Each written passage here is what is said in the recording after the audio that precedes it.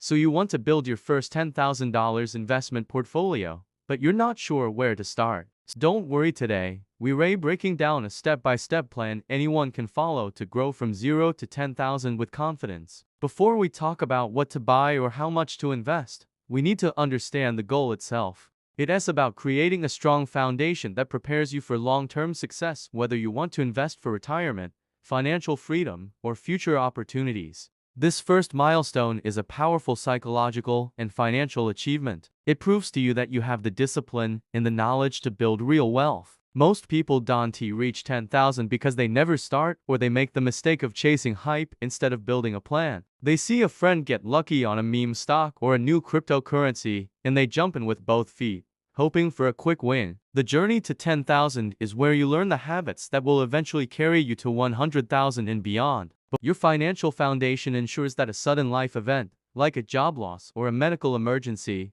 doesn't force you to sell your investments at the worst possible time. Here are the essentials for that foundation. First, you need an emergency fund. This is a non-negotiable step. This fund is your safety net. It protects your investments from panic selling during a market downturn or a personal crisis, giving you the peace of mind to stay the course. Second, get a handle on your debt. You don't need to be completely debt-free to start investing. If you have credit card balances with interest rates of 18%, 20%, or even higher, paying that down offers a guaranteed return that's almost impossible to beat in the stock market. Third, choose your investment account. Since most of you are in the USA, you have a few great options. A taxable brokerage account is the most flexible, with no contribution limits or withdrawal restrictions. It's a great, straightforward choice for general investing. For long-term goals like retirement, a Roth IRA is a powerful tool. You contribute with after-tax dollars, but your investments grow completely tax-free, and qualified withdrawals in retirement are also tax-free. Finally, modern investment apps offer low fees and user-friendly interfaces,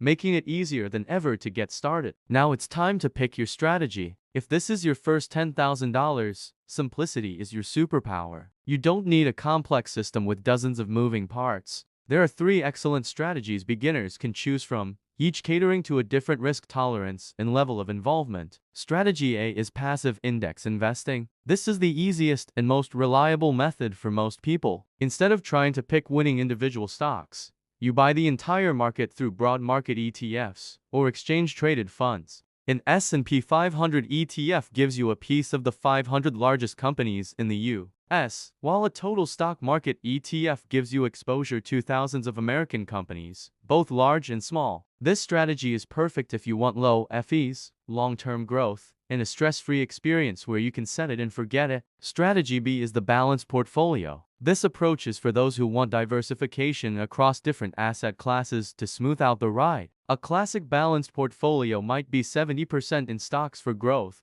20% in bonds for stability. This mix typically has lower volatility than an all-stock portfolio, meaning the ups and downs are less extreme. Strategy C is growth investing with a small play fund. For example, you could put 80% of your portfolio in safe, reliable index funds, another 10% in more targeted growth stocks or specific sectors you believe in, and the final 10% in high-risk, high-reward plays like individual cryptocurrencies. You're still protected by the large 80% core, but you have dedicated room to learn and potentially capture outsized gains without risking your entire nest egg. Here's the part most people are waiting for, the actual portfolio. Let's build a simple, diversified, beginner-friendly portfolio that works in almost any market. These examples are built using low-cost ETFs, which are ideal for beginners because they offer instant diversification for a very low fee. Let's look at portfolio example 1, the Ultra Beginner Portfolio. This is as simple and effective as it gets. You'd put 70% into a broad market ETF,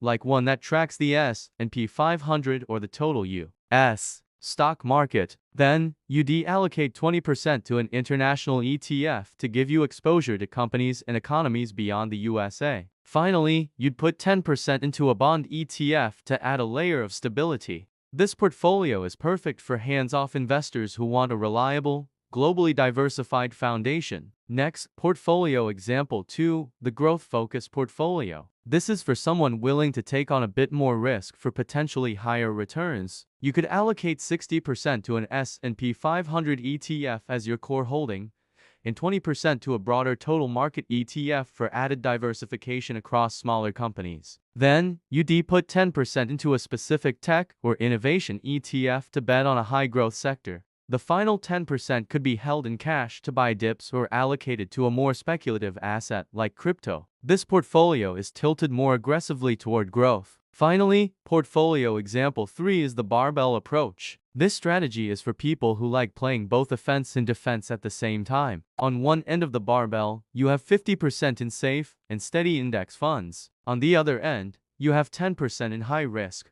high-reward assets like individual growth stocks or new technologies. In the middle, providing balance and stability, you have 40% in bonds or high-quality dividend stocks. This approach gives you a solid defensive base while allowing for aggressive, concentrated bets. Every portfolio above is simple enough to start with, diversified enough to protect you, and flexible enough to grow over time. So how fast can you reach that $10,000 goal? The math is straightforward and empowering. The speed of your journey depends almost entirely on your savings rate. Let's run some numbers. Assuming a modest market return, if you invest just $100 per month, you'll likely hit $10,000 in about 6 to 7 years. If you can bump that up to $250 per month, you can get there in around 3 years. At $500 per month, you're looking at reaching your goal in about 18 to 20 months. And if you're able to invest $1,000 a month, you could build your first $10,000 portfolio in under a year. The formula is simple: the more consistent you are,